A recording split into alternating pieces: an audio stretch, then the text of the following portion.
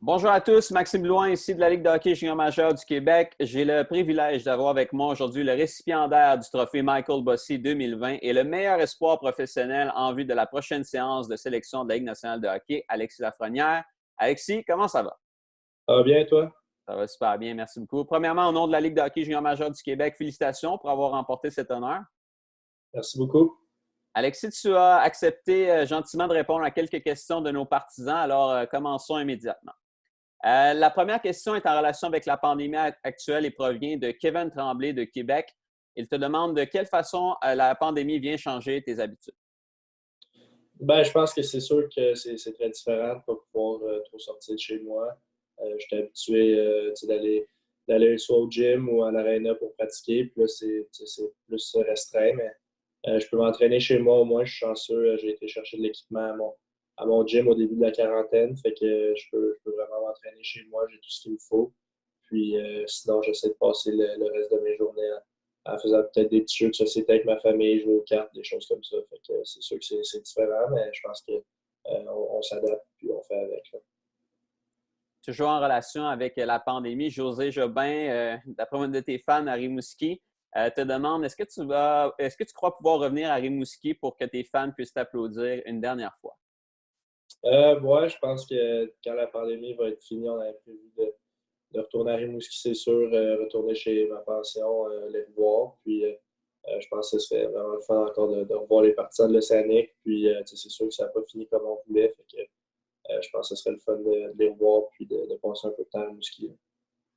D'ailleurs, toujours en relation avec l'Océanique, Jean-François Côté de Terrebonne demande ce que tu vas retenir de ton passage avec l'Océanique de Rimouski.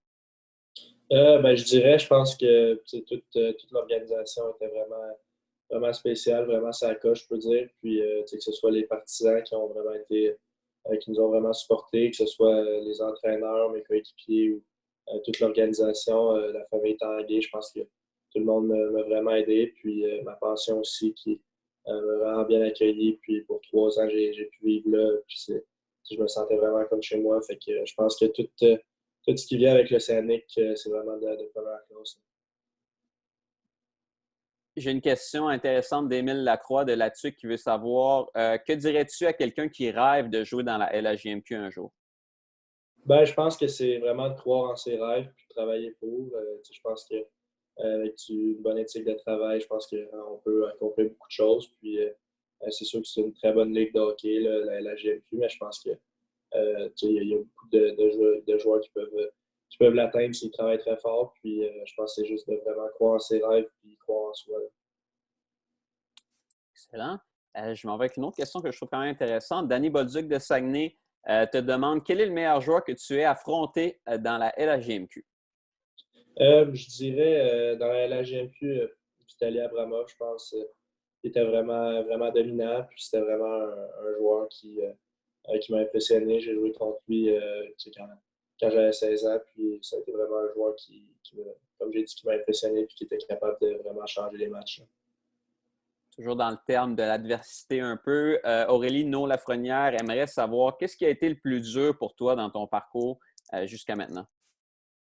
C'est sûr que de partir de chez moi quand j'avais 15 ans, ça a été quelque chose de quand même assez dur de partir de sa famille, de chez soi, de la maison. Mais j'ai été chanceux, j'ai été très bien accueilli, comme j'ai dit à Rimouski avec ma pension. Fait que c'est sûr que au début, c'était plus dur de vivre un peu loin de la maison quand j'étais si jeune, mais je pense que ça s'est bien fait après tout ça. Puis je pense à ça, puis c'était vraiment le fun. Là.